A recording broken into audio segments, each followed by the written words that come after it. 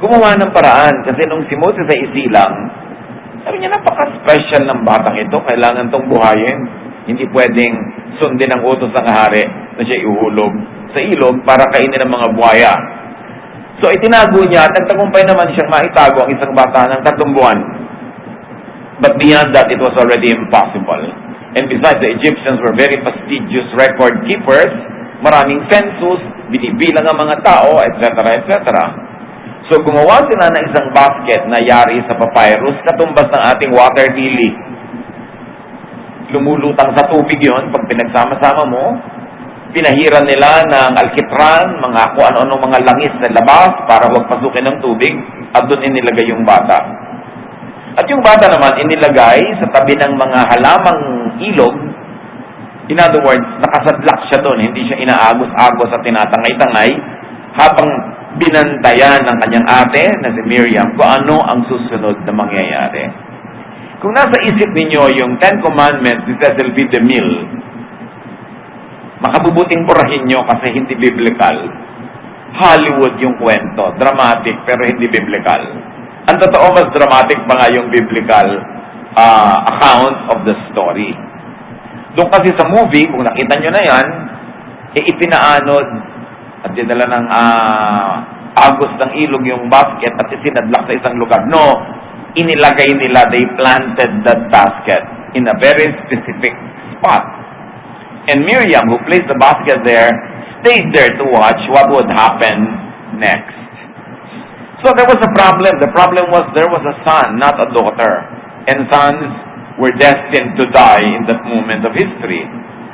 And the problem was also how to keep the boy alive. Maraming mga pamilya, kahit sa ating bansa, problema nila is how to keep their children alive. Not because some pharaoh orders them to be thrown in the river, but because of many other reasons. Kuminsan poverty, kuminsan unwed pala yung mother, pinaproblema niya kung paano niya didispatchahin itong batang ito. Yung iba naman, paano ko ito bubuhayin, unwed ako, etc., etc. So the problem actually confronts us in many ways. And what was the solution of this creative family? They don't give up easily. Hanggang kaya, itinago yung bata, kaya inabot ng 3 buwan. They extended the life of the boy as long as possible. And when necessary, they delivered the boy to the river, but increased the chances of winning. Inilagay sa isang basket na hindi lulubog, isinadlak sa pagitan ng maraming halamang ilog, at binantayan. They have a plan, and they managed that plan. Hindi nila sira-sira, what will be, will be. Hindi nila ipinagparitas, ipinaanod, bahala ka na Lord. Ginawa nila what is humanly possible to keep the baby afloat in the river for as long as possible. Counterpart of what they did to hide him as long as possible. You know, when life is threatened, the immediate thing is to just continue to extend that life. Day by day, moment by moment, minute by minute, but extend it. And that's what they did. What happens next is better than any Hollywood plot. Exodus 2, 5 to 6. Then Pharaoh's daughter went down to the Nile to bathe, and her attendants were walking along the riverbank. She saw the basket among the reeds and sent her female slave to get it. She opened it and saw the baby. He was crying, and she felt sorry for him. This is one of the Hebrew babies, she said. This could have been the exact plan. This family knew what to do. It was not an accident. Miriam planted the basket exactly in the spot where they knew the princess comes to bathe. It was meant to be discovered by the princess herself. So they did what was humanly possible, and then God did what was next, to touch the heart of the princess. So she ordered one of her maids to get the basket and open it, and when she saw the baby there, she felt sorry for him. Sabi niya, isa ito sa mga biktima ng decree ng tatay ko. Napatayin ang mga batang ito. So, The family must have had prior knowledge about the princess's habits. Meron silang prior knowledge and intelligence on the topography of the river, on the exact spot where it would be safe from crocodiles, precisely because that's where the princess bathes. So it must be safe from crocodiles. And so that was where the baby was delivered. So, kumagat ang plano, nakita ng prinsesa ang bata at naawa at nadidinig ni Miriam ang awa na ipinahayag ng babaeng ito. Exodus 2:7. Then his sister asked Pharaoh's daughter, "Shall I go and get one of the Hebrew women to nurse the baby for you?" One of the most aggressive selling propositions you'd hear. At kayo na mga nasa sales, alam nyo yon. Hindi pa umu-order, itatanong mo na, kailan ko po i-deliver? Naks. Para talagang i-deliver na ang pinag-uusapan. Hindi, o-order po ba kayo? No salesperson asks that. Kasi binibigyan mo ng option yung tao to say, no, I will not order. Hindi tinatanong, ang tanong agad, kailan po ako magde-deliver? Ilan po ang i-deliver ko? Anong kulay ang gusto nyo? Ganun agad. Para lundagan nyo na yung question na, bibili ba siya or not? Pagkakita ni Miriam, she seized the moment, sumulpot siya mula sa kawalan, at sabi niya agad sa prinsesa, susundo po ba ako ng isang babaeng Hebrew para maging yaya ng bata at siyang mag-alaga imbes kayo? A most timely approach. A bold proposition. But it was easy to say yes to. Why? Sabi niya, shall I go? Shall I get a nurse for the baby to take care for you? Ang ganda ng selling proposition. Ako ang tatakbo, ako ang kukuha ng yaya para maligtas ka sa pag-aalaga at pag-iisip ko, sino pa pag-aalagain mo dyan? Ako na lang nangahanap at pag may nag-alaga na, aalagaan niya para sa iyo. Ang totoo nun, ipinaampon na niya agad yung bata sa prinsesa. In-assume niya na naaawa ka, therefore bubuhayin mo yan. Pag binuhay mo yan, sino mag-aalaga? Huwag mo nang problemahin yun. Baka mamaya itapon mo patuloy uli eh. Ako na lang problema, ako nga hanap, ako magre-recruit at aalagaan para sa iyo. Exodus 2:8, yes, go, she answered. Kita niyo result? It works. And now the problem used to be Pharaoh's command. Now the answer is Pharaoh's daughter's command. It was an answer to the problem coming from the same household, from the same seat of power. Sabi niya, sige, sumundo ka ng yaya agad-agad. Exodus 2:8-10. So, the girl went and got the baby's mother. Pharaoh's daughter said to her, take this baby and nurse him for me, and I will pay you. Nag-e-echo pa yon. So the woman took the baby and nursed him. When the child grew older, she took him to Pharaoh's daughter, and he became her son. Mas maganda yan, kaya doon sa Cecil B. DeMille plot. Ba't nila iniba pa eh? So, dali-daling umuwi ang bata, handang-handa naman yung nanay, nakagayak na siya. Walang sinayang na sandali, baka magbago pa ang isip ng prinsesa. Kaladkad ngayon yung babae. Ito na po, may nakuha na akong yaya. So, sabi ng prinsesa sa kanya, alagaan mo tong batang ito. Ano ganon? Babayaran kita. Nabayaran pa siya. No? Una, hindi na nawala yung anak niya, hindi napunta sa iba, sa kanya rin napunta, binabayaran pa siya habang inaalagaan niya. At pag lumaki na, for the boy to reach the legal age where he could be adopted, he would be returned to the princess. He would become Prince of Egypt. So the problem son is no longer a problem. And how to keep the boy alive, both of them are not problems anymore. May bonuses pa. No more hiding. Kasi ang prinsesa ang nagsabing alagaan ito, may bayad pa. Raising her own son not only saved his life, but became a livelihood. She was suddenly in City Hall's payroll. Kaya lang, hindi naman siya ghost employee. Talagang hinar siya at nagtatrabaho siya. The son becomes a prince. A disadvantage is turned into an advantage, and a problem is turned into an opportunity. Ano ang lessons on winning from Mommy J and Sister M? Don't give up too easily. Now, I want you to think of your own problems now. Anong problema nyo? Anong bata ang nanganganib ang buhay? Kaya bata ba yun? Bagay o ano man? Profession ba? Trabaho ba yan? Relasyon? Laging may nanganganib ang buhay eh. Don't give up too easily. Don't call it a problem. And remember, a problem is a matching solution. Tulad ng nakita natin sa kwento, may solusyon naman pala. Find the solution. Ngayon, kung sasabihin nyo, wala pong solusyon, therefore, it's not a problem because the definition of a problem is that it has a solution. So, pag walang solution, huwag yung solve it, hindi problema yun. But most of the time, may solution yan, so better just call it a challenge. Bawasan nyo, mga kapatid, ang mga bagay na tinatawag nyo na problem. Kaya lang may problema. Kaya lang may problema. Ang negative agad ng buong atmosphere. Sabi nyo, merong challenge. Parang meron ka agad na sigla para harapin yung challenge. No? Hindi problema. Problema kasi parang hindi mo na yan kaya ma-solve it. And learn from this mother and daughter, stand up, level up to the challenge. Use your available resources as long as possible.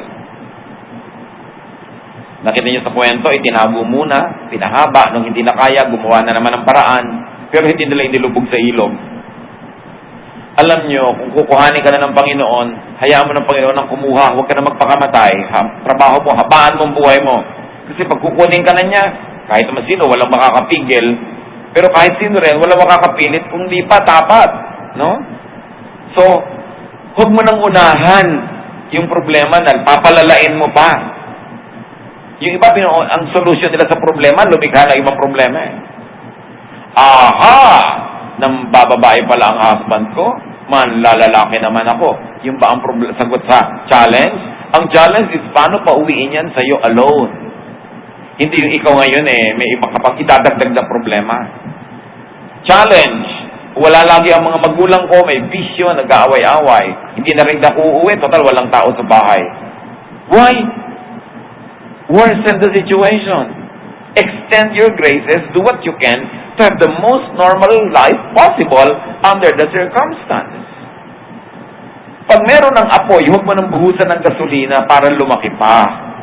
Dapat yon, pulain yung apoy, pahinain hanggang siya'y tuluyang mawala.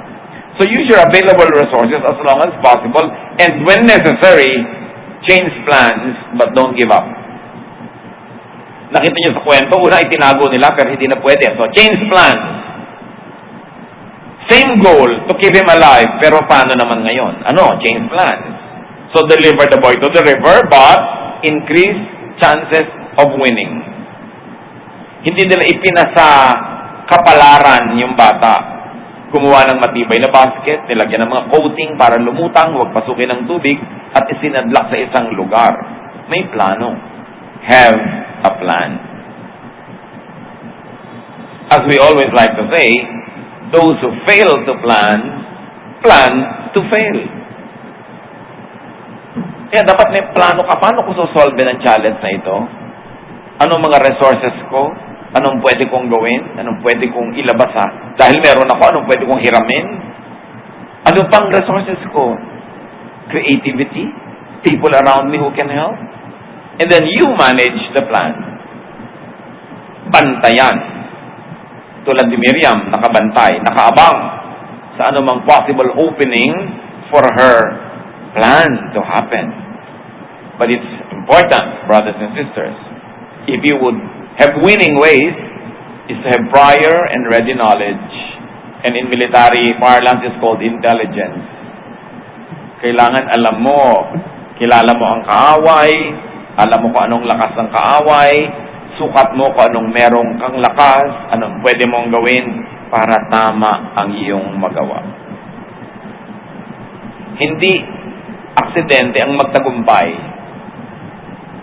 Yan ay pinaplano, ginagawa, tinatrabaho, at tinitibayan ng loob. Pero dito, may isang napaka-importanting element of winning ways. And that is get help from the most effective agent. In this case, the princess. Who can overturn the command of the Pharaoh but his very own daughter? Who can afford to keep a baby alive in spite of this very unfriendly climate? Except somebody from the royal family. So always identify who or what can help you. And then how do you get help? Offer to potential helpers a most attractive proposition. Nakita niyo yung in-offer ni Miriam? It was easy to say yes to. It was easy. Why? Because it was convenient for the other. Pag kailangan nyo ng tulong ng isang tao, ng isang grupo, make it convenient for them, not for you. Sabi niya, I go, I get, and it is beneficial to the other person. The nurse, we will nurse the baby for you. At hindi niya agad sinabing, ihahanap ko ng yaya, sweldohan nyo. Diba? Ganito, ganyan. Papahirapin mo yung pag-yes yung tao. Pinadali niya agad. Alam niyo kung bakit maraming tao hindi nagtatagumpay? Kasi hindi sila nakakakuha ng tulong. Bakit hindi sila nakakakuha ng tulong? Kasi, ang ginagawa nila is what they should not do. Lagi agad ang opening remarks nila, help me. Help me. Tulungan mo ako. Kailangan ko ng tulong mo. Pwede mo ba akong tulungan? Pag nadinig ng mga tao yan, 99% nagsasara ng tenga, lumalayo, allergic ang mga tao doon sa laging, pwede mo ba akong tulungan? May problema ako. Baka nanay mo lang o tatay at mga close friends yung willing makinig. And yet, kung nakakataklo ka na, baka pagsawaan ka na rin ng kaibigan, ng mga tumutulong. Maraming tao, hindi nila makuha sa haba ng buhay nila what winning ways are. And don't open with, help me, give me. Yung give me. Sino may sabing gusto kang bigyan ng tao? Sino may sabing gusto niya na yung inipon niya, pinaghirapan niya, ibigay sa'yo? At saka yung laging, do it for me. Yung iba, i-interview mo sa trabaho, why are you applying for this position?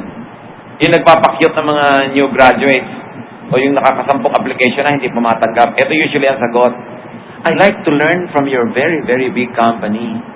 You know, I like to experience very good things with your company, and blah, blah, blah. Ha?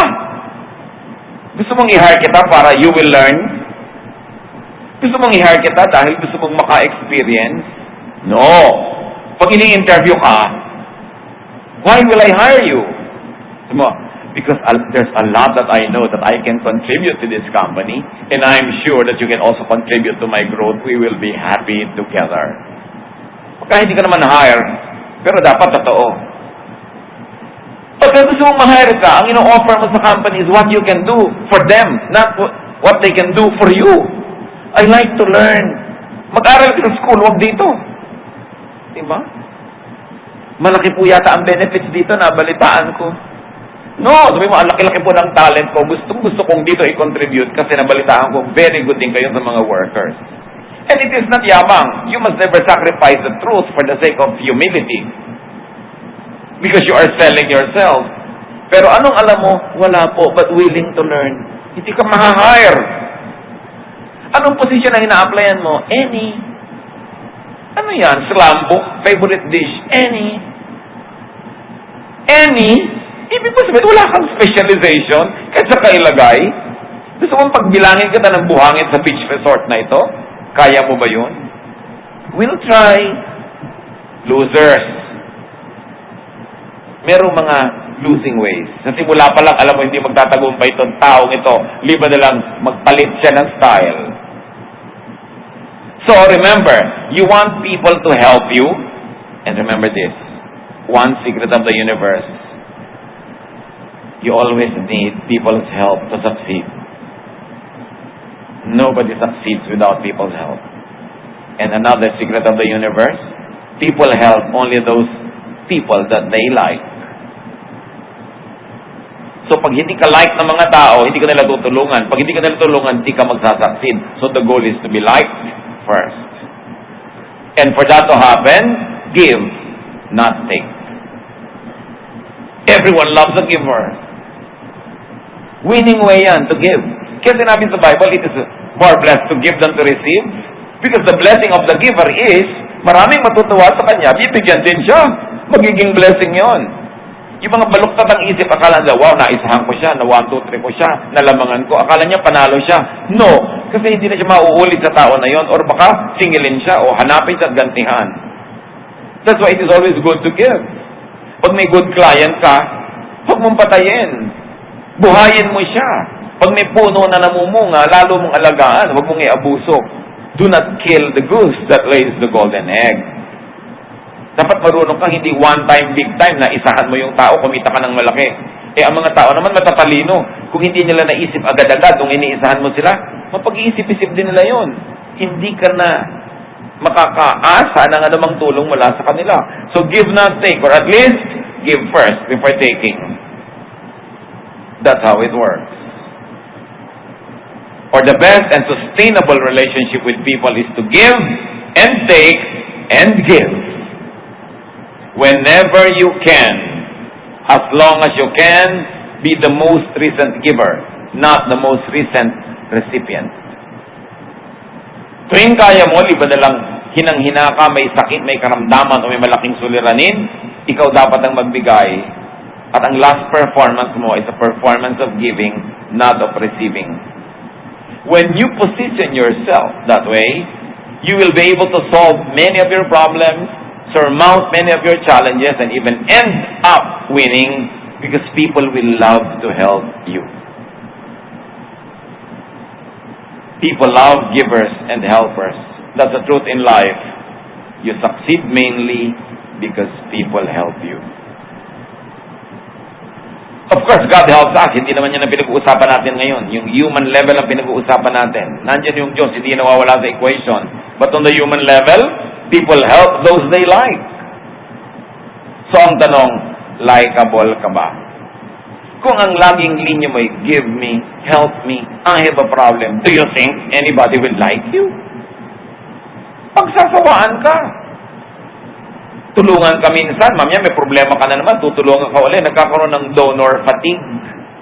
Pinagsasawaan din. Kasi ang tao naman walang bottomless resources. Limited din. Bibigyan ka ng konti. Tapos pag nakita ka ulit, hindi ka pa rin nakakabangon, bibigyan ka na naman. So yung konting natira niya, itutulong ulit sa'yo. Sa pangatlong beses, tatong ka na naman, may kailangan ka na naman, iwasan ka na. Huwag ka magtampo. Natural lang yon. People will want to preserve what they have to keep themselves alive. People don't work hard to be able to give you something when you ask, except our parents, and probably a few people who love us very much. Walang tampo-tampo. Kaya kung minsan nagkasakit ka, may tutulong sa'yo, pero naman, 9 na buwan ka na sa ospital, ano? Nakatatlong balik na yung mga dumadalaw, andong ka pa. Talagang mauubusan sila ng kakayahan para tumulong, hindi ka dapat magtampo. Ang haba naman kasi ng pagkakasakit mo. Eh, wala ka pang naitanim na mabuti. Wala kang nagawang mabuti, tapos aasahan mo, tutulungan ka ng tao. Kaya maraming hindi nagtatagumpay, hindi sila marunong magtanim. Sa mga panahon na kaya nila magtanim. Mga kapatid, basta kaya nyo magtanim, magtanim kayo. Kaya nyo magbigay, kayo yung magbigay. Dumarating yung panahon na kuminsan, ikaw talaga mangangailangan. At least marami kang tanim. Hindi lang na-obligate yung taong tumulong sa'yo, willing. At kung humaba yung panahon ng pangangailangan mo, pwede mong habaan ang oras ng panghihingi, willing pa rin. Kasi mahal ka. Kasi love ka. Kasi like ka nila. So importante, people like and love people who make their lives easier, nicer, better. Magbabakasyon ka sa bahay ng may bahay, tapos para kang prinsesang nakaupo sa tasa, hindi ka naman kasoy.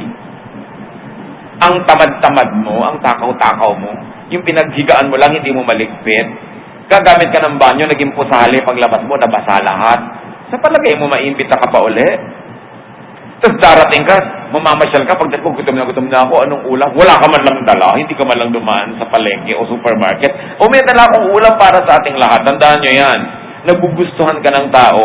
Pag ang presensya mo sa buhay nila, nagpapadali, nagpapaganda, at nagpapaunlad sa kanila. Ganun lang talaga yun. Kaya kung dumarating yung panahon na wala kang kapera-pera, nakikitira ka, dapat ang sipag mo.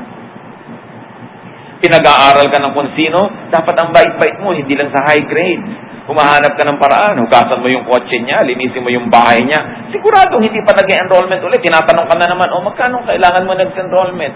Pero kung yung pagmamukha mo, makikita lang niya tuwing may babayaran kang kailangan, pagsasawaan ka.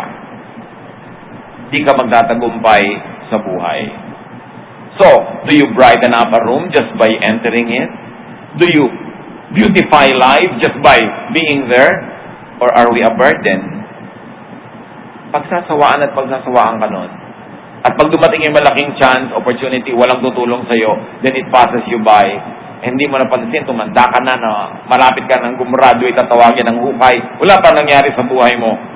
Kasi walang willing tumulong. Be that blessing to people, and they will help you solve your problems, overcome your challenges, and succeed.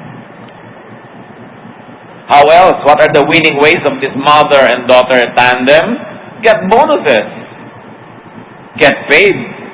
And get paid well. Bakit may mga tao na kumikita ng ang laki-laki sa buhay nila at maraming tao all their lives nakuha na sa pagtatrabaho ang liit-liit ng kita? Hindi na natapos hulugan ng payong kasi bago masira, bago mabayaran, sira na uli. Kukuha na naman ng hulugan. Nakatali habang buhay sa pagkaliit-liit na budget. Eh hindi naman tamad. Trabaho ng trabaho. Because they get paid, yes, but they don't get paid well. How do you get paid well? You get paid well when you have knowledge. Kailangan may specialization ka. Yung I like to apply for any position that's vacant in your company. Will anybody be interested with you? Tapos yung application form mo pa, napakatamad mo, to whom it may concern. Alam niyo yung mga letter na, Dear Sir, Ma'am, hindi mo lang pinili ko ng kasarian ko? Sir/Ma'am, ba't ko babasahin ang sulat mo when you don't even care to address it to me? There are losing ways, and there are winning ways.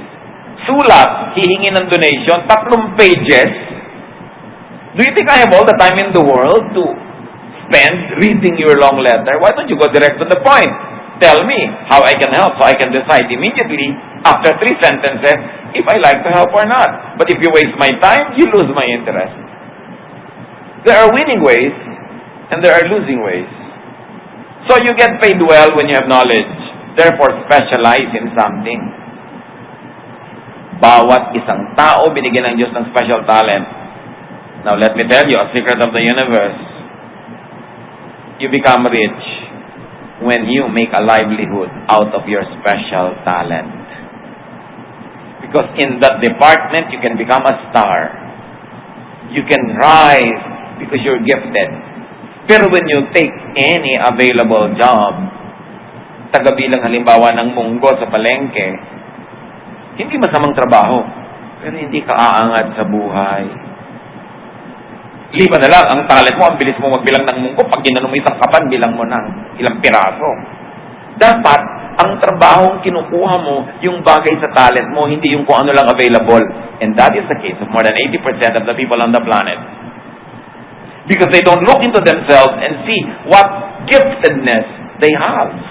How the Lord has gifted them powerfully. O look at Manny Pacquiao, kung ano siya nag-rise to that. Diba, dati naglilinis din sa mga bote, nagtitinda ng mga bulaklak, kung ano-ano. Eh, hindi naman yun ang special talent niya, boxing pala.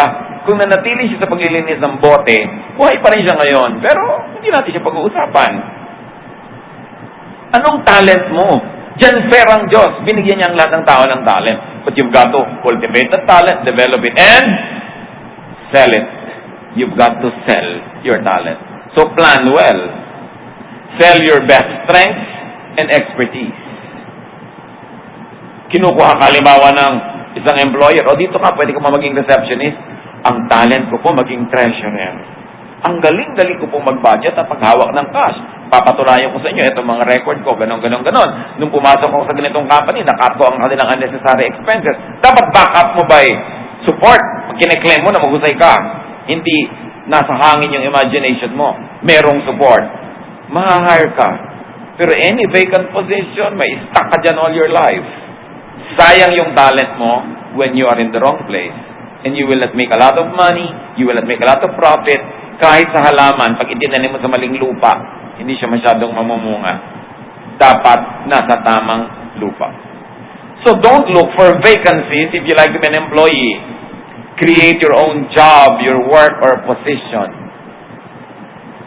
May mga empleyado, nakikita nila yung takbo ng kumpanya nila, tapos papasok doon sa may-ari o doon sa manager, sabi niya,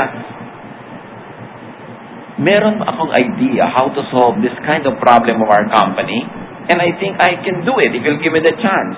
Transfer me to that position.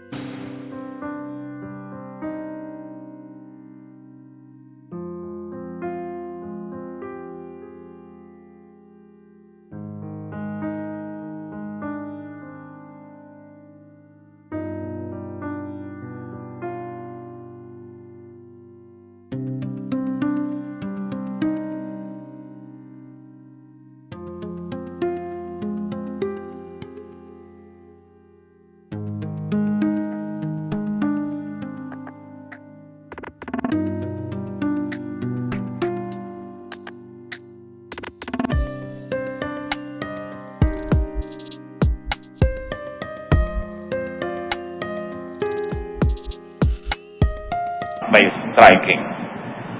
Create your situation. Take charge of your life. So create your job and job opportunities. Do not fit into qualifications. Sell your talent. Kasi titignan mo pag nag-a-apply ka, anong qualification nire-require nila? Pipilitin mo yung mag-swak sa qualification na yon. I-rewrite mo pa yung biodata mo. You can say, these qualifications are not mine, but may I offer you my qualifications that you did not seem to remember to look for, but I believe can help you, then offer it. Huwag mong antayin na ikaw yung maalala. Yung isang past president natin, kauupo pa lang sa Malacanang, may isang dumating sa kanyang babae. Sabi niya, I'd like you to consider my credentials because I think I can help your government if you made me secretary of this. Tingnan, naging secretary of that siya. Inantay ba niya na siya pansinin? No. Be proactive. And then, when you are given an opportunity, so, sige, susweldohan ko kayo. Palakihin itong bata. Raise a prince. Make an excellent product. Na nung ibinalik nila sa prinsesa, ready to become prince, yung bata. Like Moses, that same product will in turn help you. Remember, your product is your best biodata. It is your best business card. Kung minsan may makikita ka na bagong gawang kung ano, sino gumawa nito? Hahanapin mo kasi ang ganda ng gawa. May natikman kang pagkain, sino nagluto nito? Ang husay. Bahala kung magtayo ng specialty restaurant, baka pwede siya yung chef. Lahat ng ginagawa natin dapat quality dahil laging may nakakakita niya na potential market mo. Huwag kang, pwede na yan. Kasi ganun din ang mangyayari sa buhay mo, pwede na yan. Alisin mo, pwede na yan. Ganyan lang talaga ang buhay. Burahin yan sa bokabularyo. Dapat, sabi mo, dapat hindi ganyan ang buhay. Papaguhin ko yan. Hindi yung ganyan lang talaga ang buhay. Pwede na to. Ay, wala tayong magagawa. Losers ang nagsasabi niyan. So, alisin nyo yan sa vocabulary. Ang mga anak ng Diyos, dapat winners. Not winners against other people, but winner against your own self, your own weakness, your own possible destructive tendencies. So what is your problem now? First, call it a challenge. Learn from Jochebed and Miriam. Have a plan. Manage and execute it. Make it attractive for people to help you by giving back to them. A person who gives is a very attractive person. That is why it is more blessed to give than to receive. Dahil sabi rin sa Bible, give and it will be given you. Kaya blessing. When you give, it's given to you. And besides, even if it's not given back to you, the moment that you gave,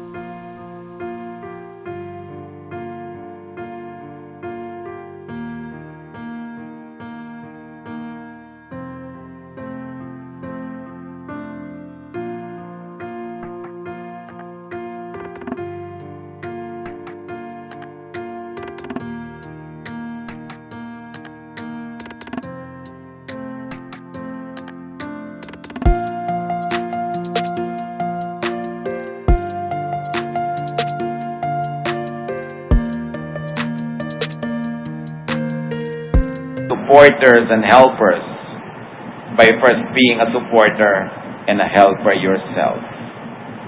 Yung iba nagpupundar ng account sa bangko, good. Nagpupundar ng mga savings, good. Pero magpundar kayo ng mga friends. People that you help. People that you really genuinely care about. Because these are the same people who will help you and care about you in your moment of need. Pag wala kang naipupundar na friend, baka ni walang makipaglibing sa'yo.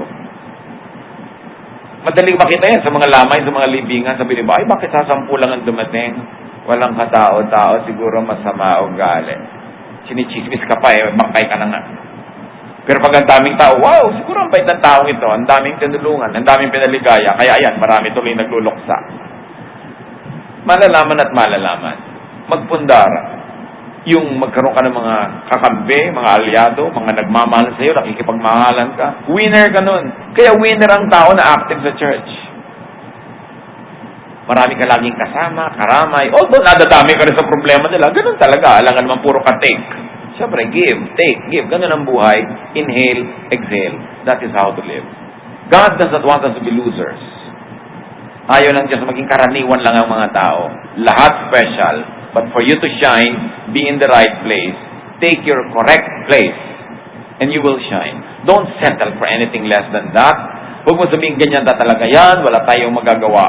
Because sabi, I can do all things through Christ who gives me strength. And Christ likes you to be a winner. Dear God, we thank you